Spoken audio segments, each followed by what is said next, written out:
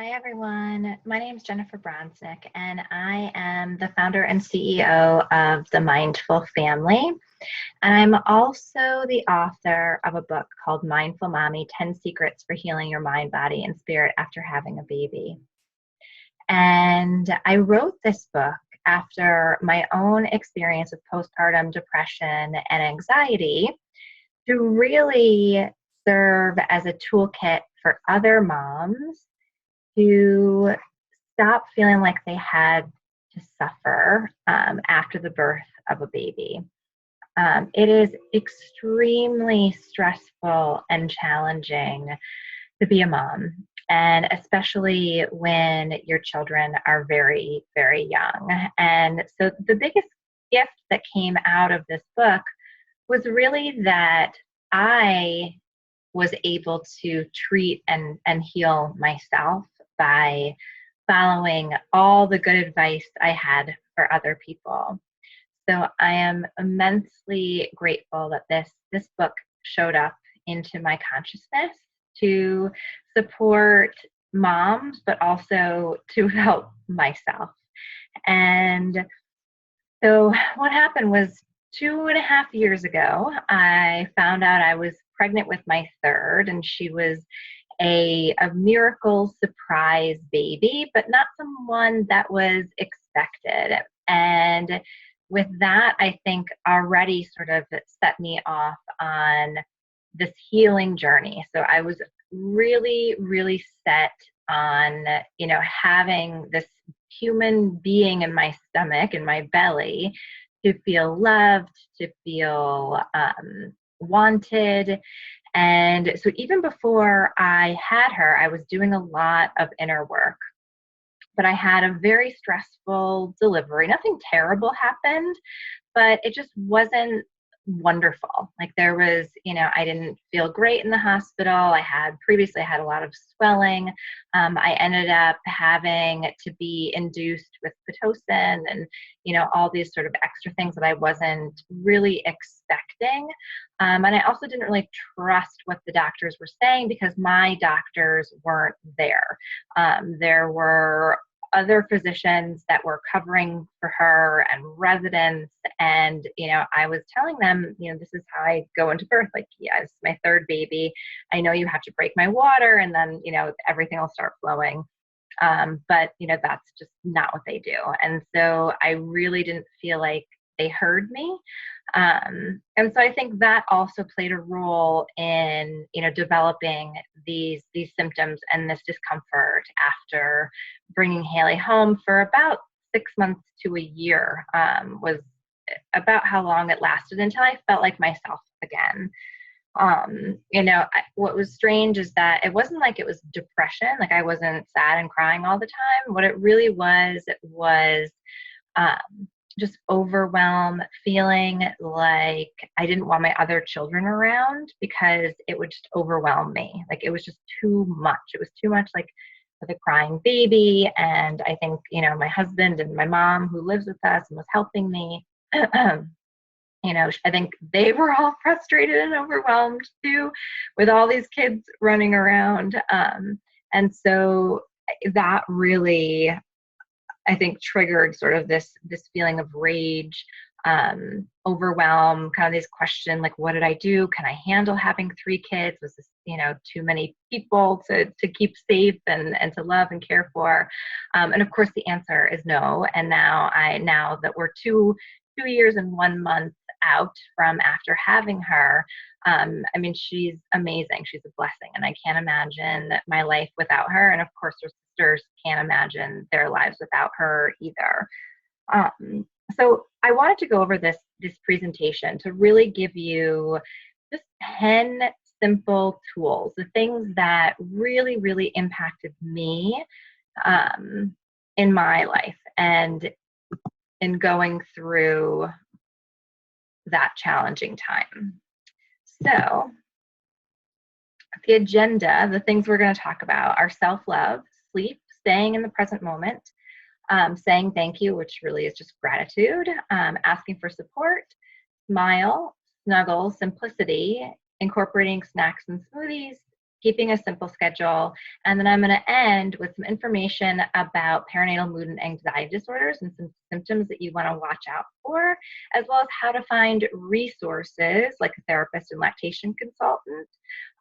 And also for dads, some information, because dads also can struggle too after a baby, which we don't often talk about a lot. So the first thing is self-love, and that's, I think, always the first thing. Is moms, we're hard on ourselves. We have these crazy high expectations of what we should be doing and how we should be doing it, and this person did it this way. And so we get into this sort of comparisonitis about this is what a good mom looks like. And so actually my entire mission is to redefine what it means to be a good mom, by inspiring moms to make mindful living, self-care, and fun a daily habit. And self-love is certainly part of that. That, I really want moms to love and accept themselves for where they're at right now. And it's funny because,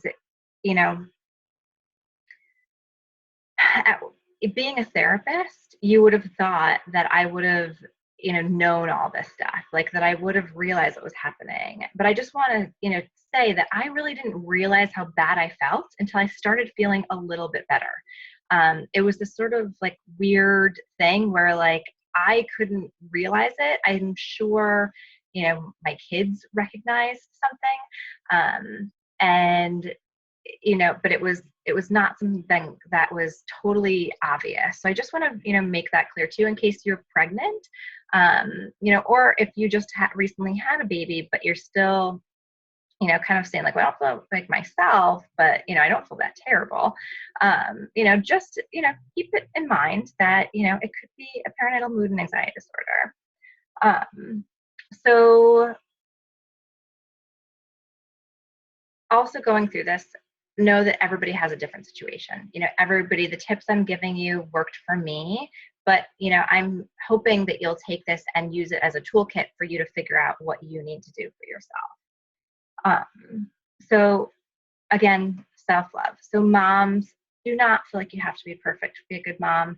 That is the farthest thing from the truth. Actually, it's almost better to be imperfect, because as your kids grow, they will learn that they don't need to be perfect to be loved either. And I think that's one of the biggest gifts that we can give to someone, is that, one, there's no such thing as perfection. That's a myth. And what's better to strive for is self-acceptance, and also growing and learning from mistakes and challenges, that it's okay to make a mistake and still love yourself. In my practice, I use something called EFT, which is emotional freedom technique. And we always start with the affirmation of, even though I have this problem, this feeling, this sadness, this anger, I choose to deeply love and accept myself. And, even if you could just adopt that affirmation, it could be really, really helpful for you. So in other ways that you can show yourself some love, because I think it's good to take a holistic approach. So you want to love mind, body, and spirit.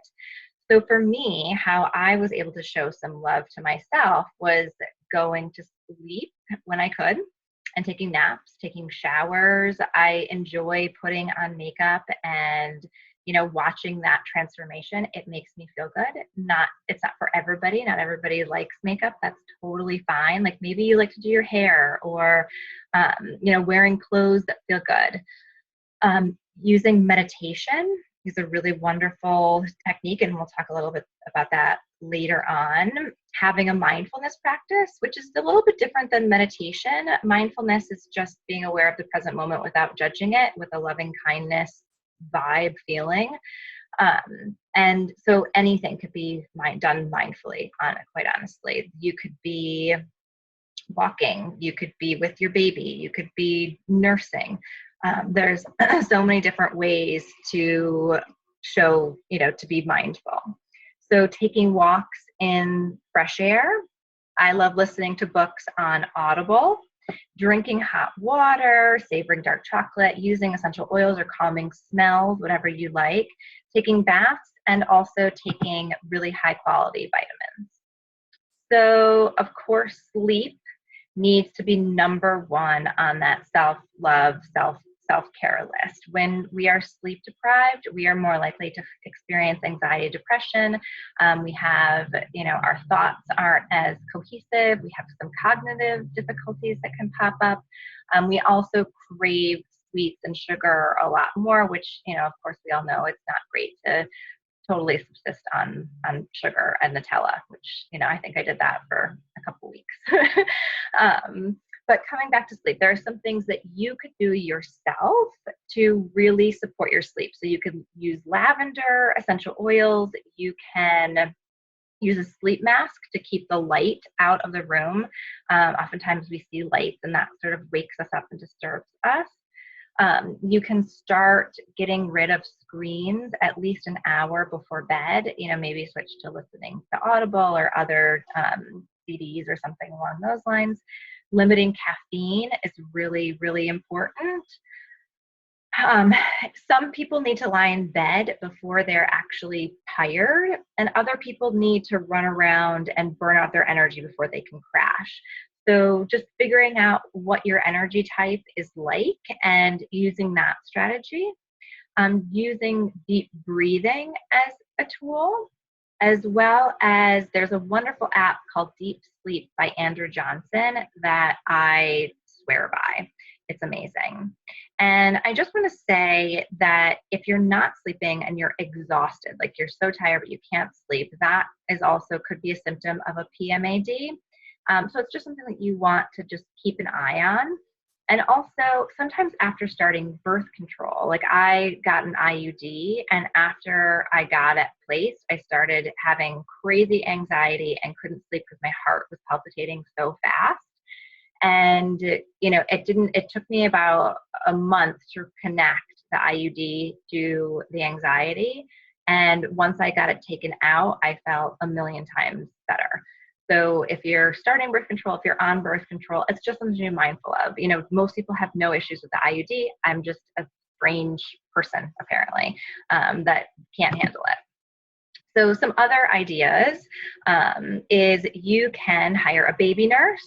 Of course, this is expensive. I didn't ever have a baby nurse, but some people choose to do that. Of course, you want to do background checks. You can have your partner, another family member, take a shift at night. So if you're nursing, you feed the baby. If you're not, then they can give them a bottle, which is fantastic. You can have someone around during the midday so you could nap. Myself, I found that I slept so much better. I napped better when I knew someone was going to be there if the baby woke up, because otherwise I was like sort of in this fight-flight state where I was waiting for her to wake up, and that just didn't help my sleep. You can swap with a friend. Maybe you watch her kids and she watches yours, get a little creative. And if your partner works a lot during the week, so you want to let him or her sleep, then try to make your sleep a priority on the weekend. So, maybe he takes or she takes a shift at the nighttime. Okay, so stay present. And really what I mean by this is just that mindful piece that I talked about earlier, where it's just you're aware of the present moment. You're not judging yourself, the situation. You're just saying, okay, this is what's happening right now. It doesn't mean that you say, I'm never going to change anything. It just means that in this moment that it's okay. It's okay to be sad. It's okay to be upset. And once you have that awareness and also a loving kindness and compassion for yourself, then you can make different choices. You can choose things differently. You can choose to get extra support. There's lots of ways that you can incorporate mindfulness into your life, and it was really life-changing for me to learn this powerful tool, and healing. I've had anxiety my whole life, and being mindful and just that acceptance of what was happening rather than wanting it to be different was a really, really powerful shift for me. So a lot of people, when they hear about mindfulness, of course, they think about meditation. So how do you meditate? So there's a million different apps out there. There's Andrew Johnson, his Deep Sleep app. He's got a bunch of other ones that are also really wonderful. There's Headspace. There's free, YouTube videos. There's tons and tons of ways that you can learn how to meditate. But this is just a basic, simple, 2-minute, 5-minute meditation, which if you're not sleeping at night, even if you could meditate, it still allows your brain some of that rest time. It has some deeper brain waves that are happening when you're able to meditate. And it sort of takes that pressure off of falling asleep so that you might actually be able to fall asleep. So you want to find a comfortable position, and you could be feeding the baby could be in the swing or in a bassinet, or you could be lying down in bed and the baby's not even in the room, whatever feels comfortable for you. Set an intention to have compassion for yourself and just notice the thoughts that come into your mind without judgment or taking action. So, if you set the intention to meditate, when you think about the laundry, don't get up and do the laundry. Just notice, okay, I'm thinking and planning, or I'm feeling anxious. I'm thinking about this. Just note it with a very kind awareness and begin to bring the focus onto your breath and that feeling of your belly rising and falling. And as the air goes in and out of your nose or whatever feels connected to you. And sometimes it's helpful to bring into your mind this idea of a wave or ocean waves, where it's breathing in and the air, the waves go out, breathe, exhaling, and the waves go, back into shore. So bringing that can be helpful just to have something visual for your breath, and then just continue to focus on your breath for as long as you want, and you will forget you're meditating. Your attention will be pulled. Everyone I speak to tells me I am a terrible meditator, and I tell them everyone is a terrible meditator, that our brain is just hardwired to think and plan. And so it's not that we're trying to control the mind or to get it in this relaxed space. What we're really just trying to do is we're trying to focus our attention with this compassionate, non-judgmental awareness. That is the entire goal. So you're going to lose your attention and then you just come right back into your breath with that kind awareness. Say thank you. And what I really mean by this is find gratitude. Because it is true. Life, for the most part, is wonderful. There are so many things that we can be grateful for. And we could be grateful for things that are here, things that are already manifested in our consciousness. That could be, a hot shower, dark chocolate, water, running water. And we can also be grateful for stressful experiences and things that don't go our way. Personally, I am so grateful that I've experienced anxiety and that I had a PMAD, perinatal mood and anxiety disorder, because it really allowed me to find my purpose and what I'm here to do, which is helping and supporting mothers so they don't have to ever suffer. And I don't think if I had not had this experience that I would be able to have such deep compassion for what moms go through. So even though it sucked when I was going through it, now I have the ability to look back and say wow, I overcame that. I became stronger because of that situation. I learned all these amazing tools. I've met so many amazing people that, I can turn to now.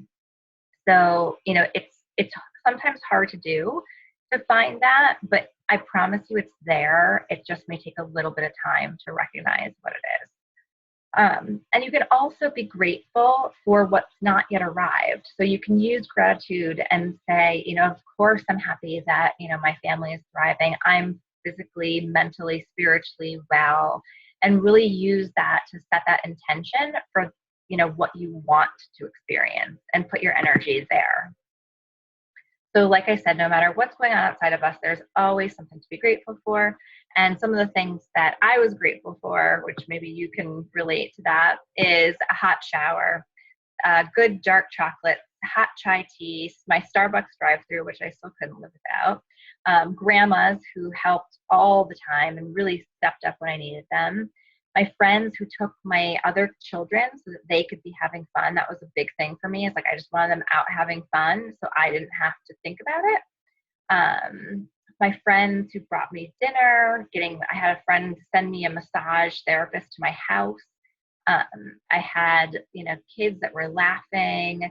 I had women who held space for me to cry and share my story. And I was able to take long drives with napping children, which is like my favorite thing to do. There's nothing better than getting in the car and going on a little adventure when everybody's sleeping quiet and not fighting. Okay, so support. Support is, beyond essential. We don't live in a world, really, or most of us don't, where the women just come and surround us. They come and we're fully supported, and they take the baby and they take care of us.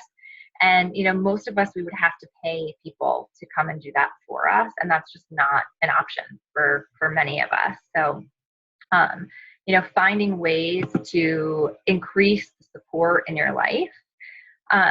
So thinking about, what might you be able to delegate to someone else? And that could be your partner, that could be older children, that could be, asking a friend to help out.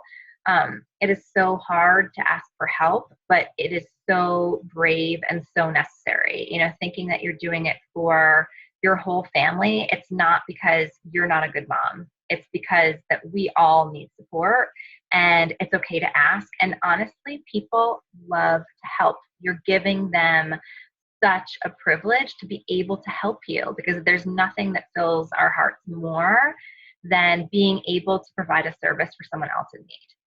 So I wanted to delegate, laundry, grocery shopping, cooking, cleaning, and of course not all the time, but, every once in a while. Like, it just gave me a little bit of a break where I didn't have to think about it, or maybe even sending laundry out somewhere. Like, I love grocery shop, delivery services. Sometimes pets can be a drag, and it's like you've got so much going on. And of course, the dog needs your attention too, which is like the last thing you feel like dealing with. Getting a tutor for older kids, or someone helping them with their homework. So, think about, what do you want to delegate to somebody else? What would be amazing to say, okay, please, will you take this over for me just today? I just need a break from, X, Y, and Z. Okay, so smile. So see what a difference a smile makes. So a couple weeks after I had Haley, I'd watched this video with this guy who, it was like a simulation of childbirth. So he had like on these electrodes that caused the same feeling as contractions. And just the wife's response and his response to contractions, it was like hysterical. So I was cracking up. I think it was the Holderness family, if you can find that YouTube video, but it was so funny. And, now even like I've seen that there are studies about people that, if you just start smiling, you actually can boost your mood. So finding some time during your day to smile, taking time to smile at your baby. That's how he or she actually learns. I remember being when I worked in the hospital, there was a mom that just was very depressed and sad, and she was a young mom, and she had a really hard time. And, we noticed the baby wasn't smiling. So, our nurse and I, we just intervened and just talked to her about, smiling at the baby. Like, even if you're not happy, just showing them that feeling is there. And of course, if you feel like you cannot smile or laugh or find joy in everyday experiences, it could be a sign of a PMAD. So you just want to be mindful of that. And, of course, I told you at the end, we'll talk all about resources and how to get the support that you need. But laughter and humor is a really wonderful and simple, inexpensive way to shift your energy. So Snuggles. Snuggles is kind of similar to smiles. So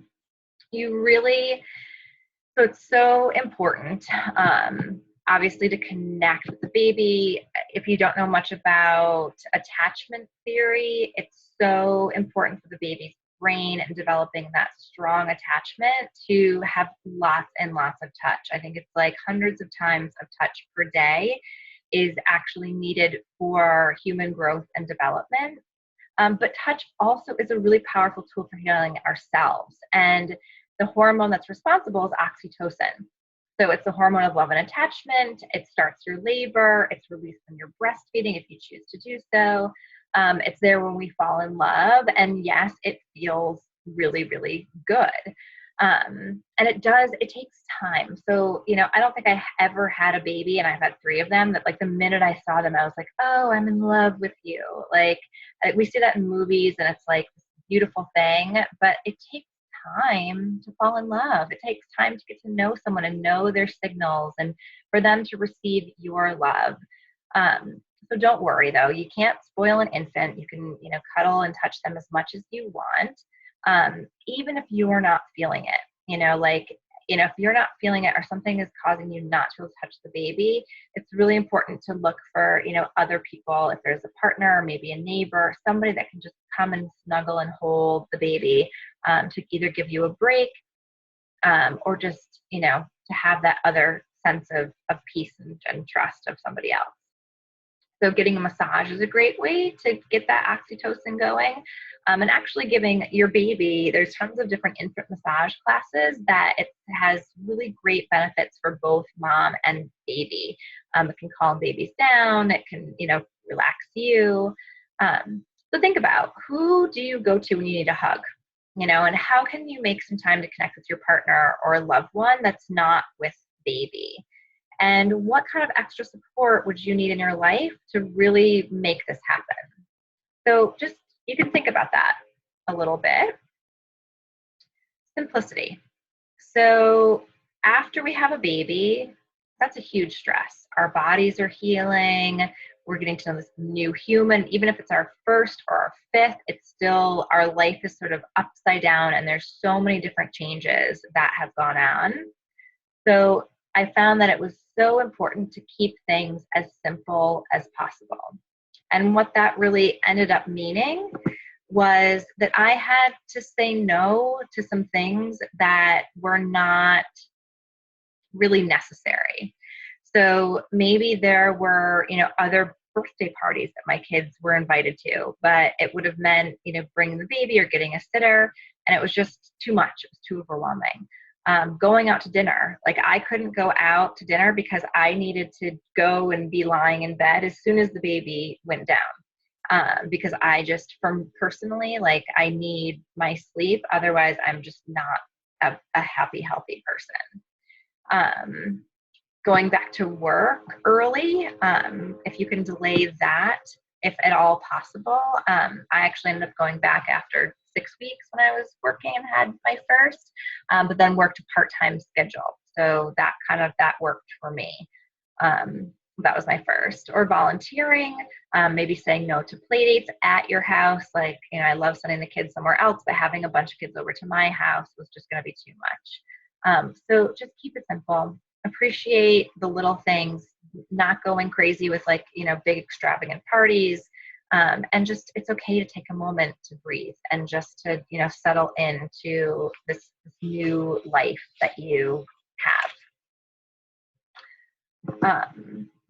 Okay, so snacks and smoothies. So proper nutrition after having a baby is essential for, recovering your body, but also your mood and spirit. So after my 3rd, I just felt depleted. Like there was no other word to describe it. It was like this sort of like run down, like it's like my body was just sucked of all the nutrient stores that I'm a health coach also, so I know lots about health and nutrition. However, I wasn't really following my own, instructions. So I think I just had lost tons of nutrients and I just felt it. Like there wasn't like a specific thing. It was just, the best way to describe it is depleted and just not feeling myself. I was also getting colds and sick a lot. So there was that as well. So some simple ways, I know that it's hard as a new mom to go grocery shopping. Think about healthy foods. So some simple ways to do that would just be to add in some smoothies. Like, it's so simple. You get, a couple thing of greens like kale, lettuce, whatever you want. Spinach is an easy one. Get some fruit, get some ice, put it in. I love a magic bullet. It's super easy to clean. And you make one smoothie a day. You can add in chia seed or cacao, which is like a, powerful antioxidant, almonds, coconut water, almond milk, soy milk, whatever, feels like it might be good to you. There's also a company called Daily Harvest that will deliver smoothies to you if you want to make that investment rather than buying your own stuff. Aim to eat every 3 hours. It helps to keep your blood sugar stable. And if your blood sugar is stable, your mood will be stable and you won't get that, that high-low sort of that happens when you go through hypoglycemia. And plus, especially if you're nursing, it's important to be eating enough for you and the baby to get all those nutrients so you don't get depleted. Make a plan about how to get some good foods. I love delivery service, Fresh Direct, Peapod. They will deliver to your front door, and Stop and Shop or ShopRite has curbside delivery in our area. But I'm sure in your community, if you're listening to this from another area, they, I'm sure, have something similar. So you just might want to, look into that or have someone do that for you.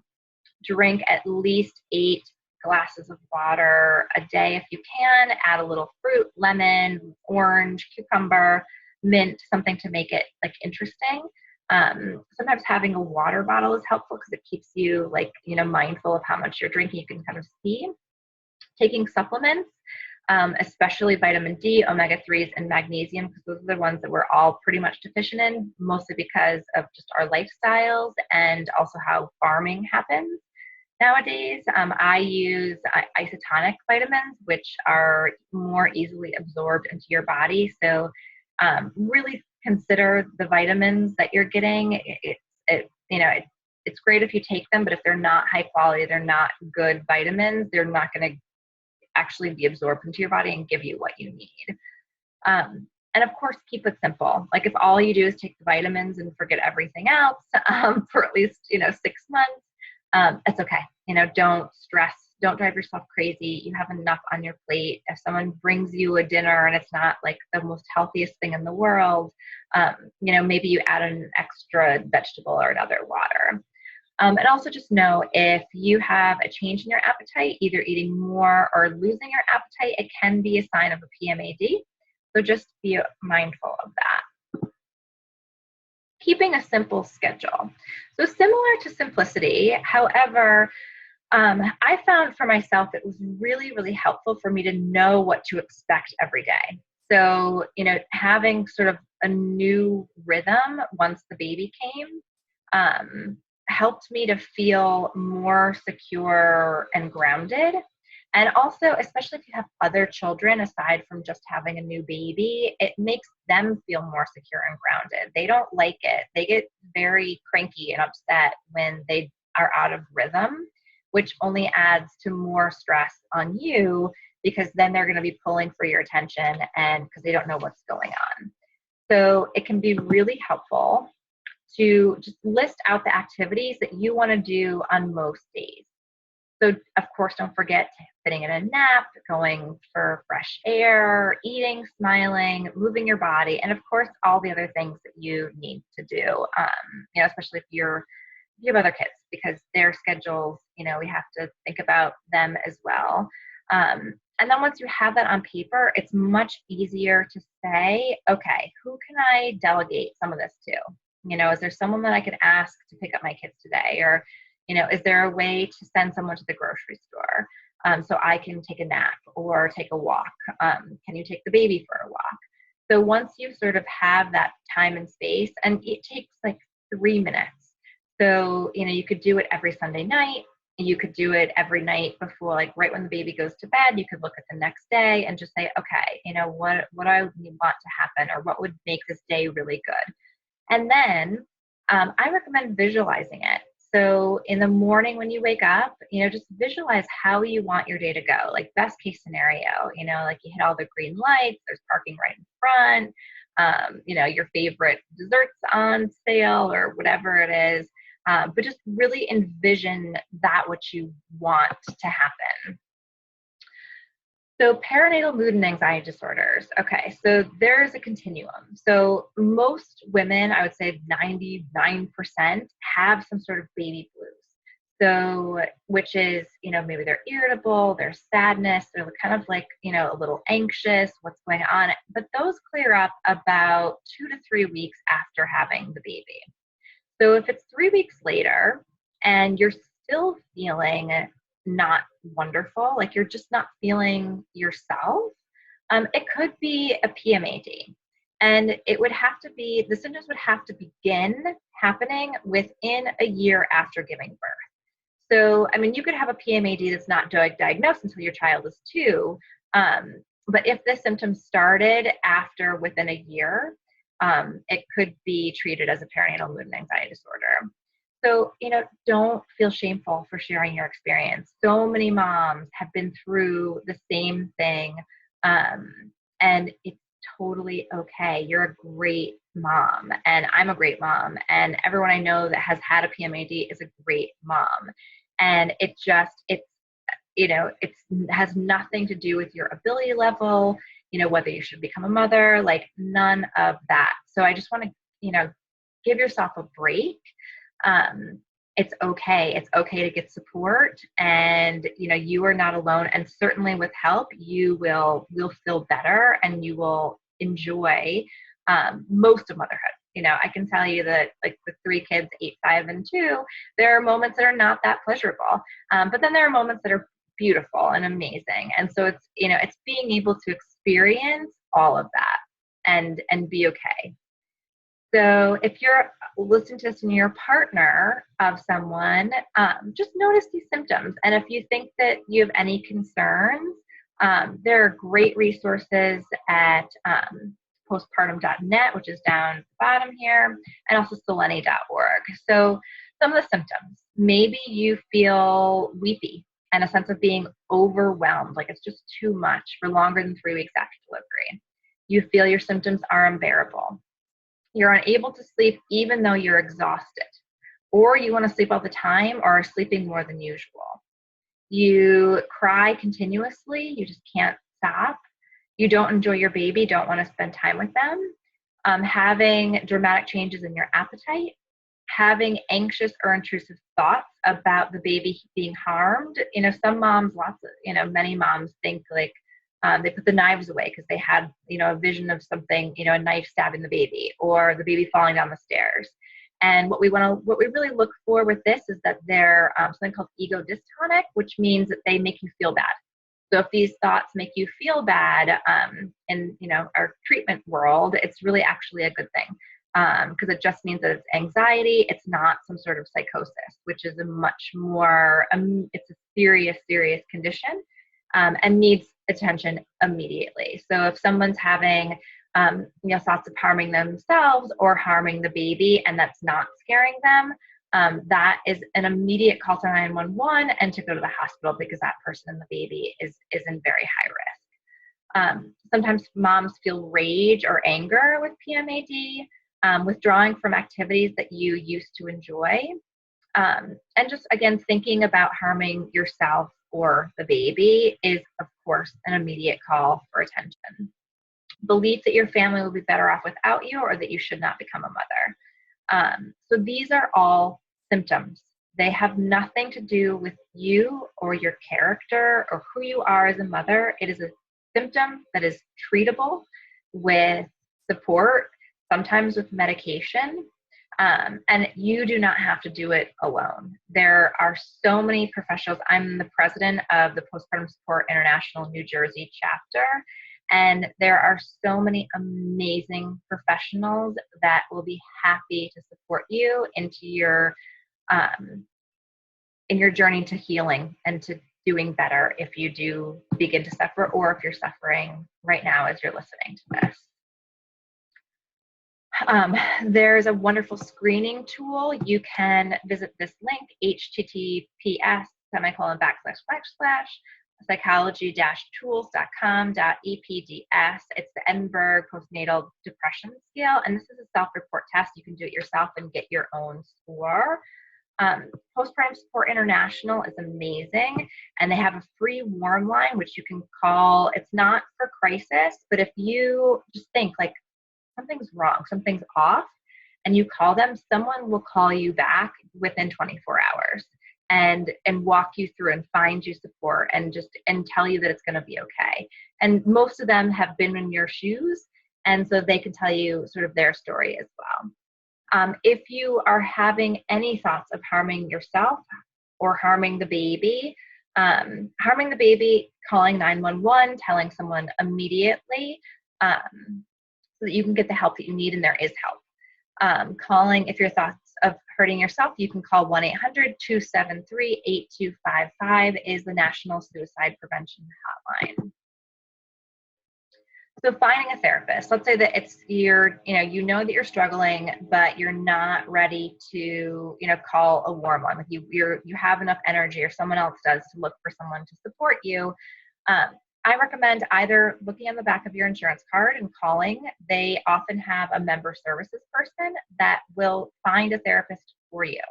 So they'll kind of do the work, and they'll call the therapist to see if they're still available and if they will treat postpartum depression. If you're willing to go out of pocket, you can also go on Psychology Today. Some of the best therapists, unfortunately for PPD, are out of network. And so you really, you have to make a choice about, do you want someone that really knows what they're doing and can treat you and you can be done with therapy sooner, or do you want to stay in pocket? So if you have Medicaid, there are plenty of free and sliding scale counseling centers in most areas, and you can Google them.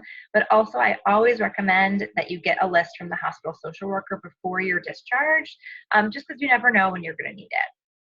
But the key is that you have a connection, that you trust that the therapist can help you, that they know how to treat a PMAD, and they have, people that they regularly consult with, if you happen to have, a difficult piece, so that you know that you can share your deepest and darkest thoughts with this person.